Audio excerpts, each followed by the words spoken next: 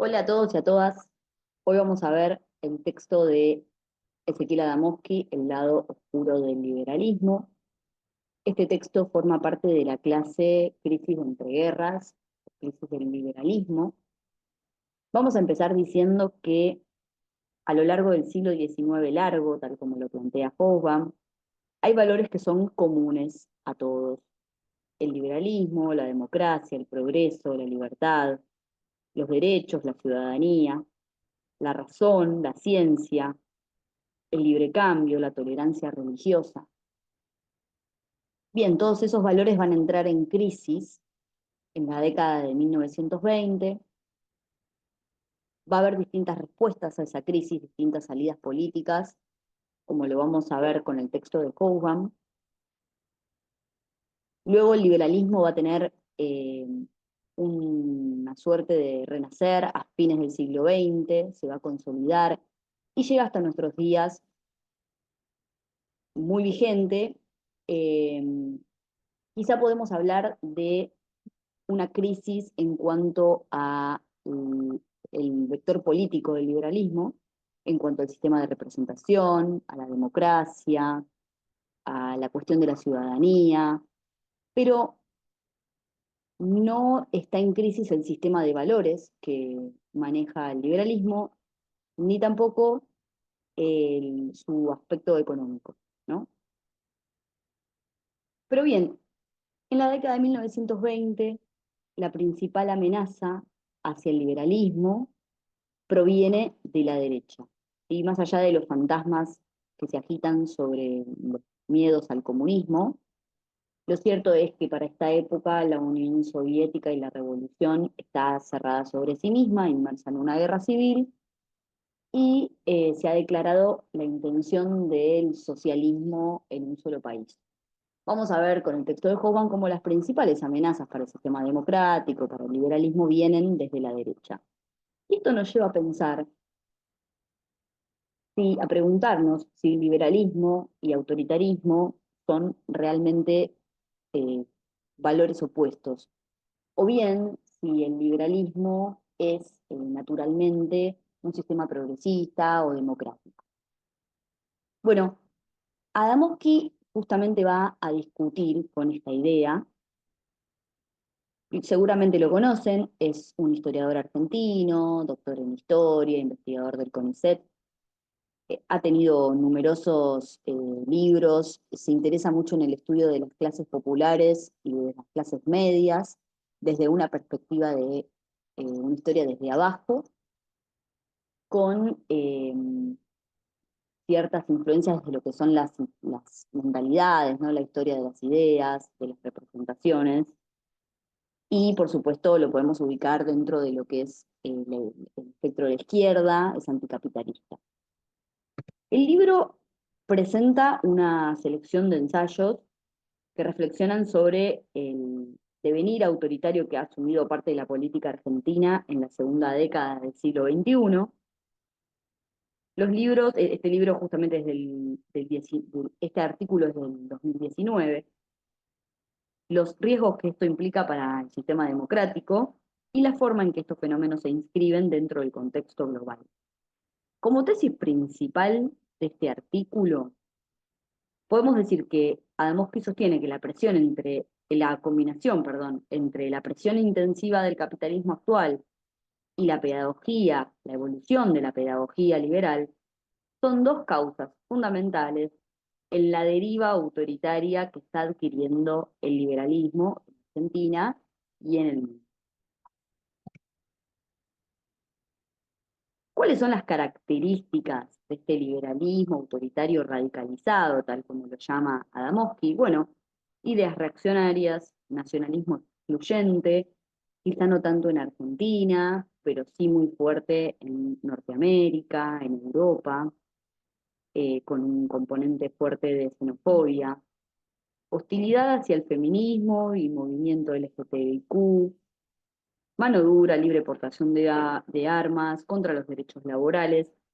Si podemos hacer una distinción importante con el fascismo clásico, son, en este caso, antiestatistas, partidarios del libre mercado y del individualismo. ¿no? Hay como para marcar unas diferencias importantes. Pero más allá de las amenazas sobre el populismo, el fantasma del populismo, la mayor amenaza, dice Adamowski, a la democracia en la actualidad proviene de estas nuevas derechas. Ahora, se pregunta Adamowski, ¿el liberalismo es democrático? Bueno, Adamowski va a decir que solo quien desconoce la historia del liberalismo imagina a esa corriente como progresista y democrática. De hecho, la desconfianza frente al voto popular es constitutiva de esa tradición. Y la tolerancia hacia la democracia siempre estuvo supeditada a que sus políticas coincidieran con sus ideales, ¿no? Hay como una idea falsa de que el liberalismo tuvo desde sus inicios un impulso democratizante. De hecho, dice Adamowski, surge como una corriente que busca contrarrestar a las más progresivas de la Ilustración, ¿no? Esta idea de la modernidad como los hombres dueños de sus destinos, iguales, que no están sometidos a ninguna ley superior. Bueno, justamente para ponerle límite a esa idea, el liberalismo plantea que había un plano trascendente que respetar, la idea de que el individuo existe antes de la sociedad, de que tiene derechos inalienables, que son anteriores a la sociedad, y de alguna manera el liberalismo busca ponerle límites a la democracia, que tuvieron una relación conflictiva desde los inicios, liberalismo y democracia. De hecho, la democratización, como vemos en esta imagen de las revoluciones de 1948, fue impulsada desde abajo. Y tenemos presente innumerables apoyos a regímenes y medidas autoritarias por parte de personalidades destacadas del liberalismo, ¿sí? Ahora, ¿qué es la pedagogía liberal? ¿Sí? Adamowski plantea la existencia de esta pedagogía liberal, podríamos decir que es como una visión del mundo que se va a imponer durante el siglo XIX, que continúa muy vigente, que modela nuestra forma de comprender el mundo y comprendernos a nosotros mismos,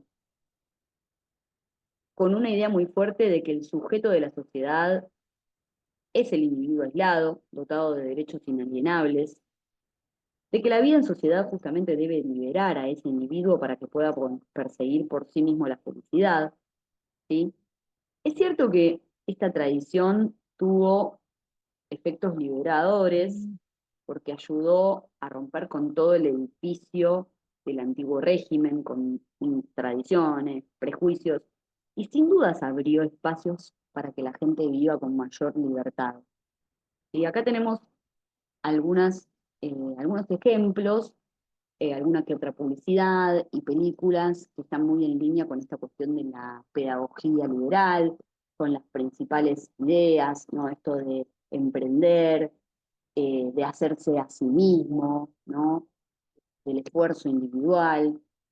Recomendamos ver estas películas. Y tengo acá un video para que vean, esperemos que no tarde mucho.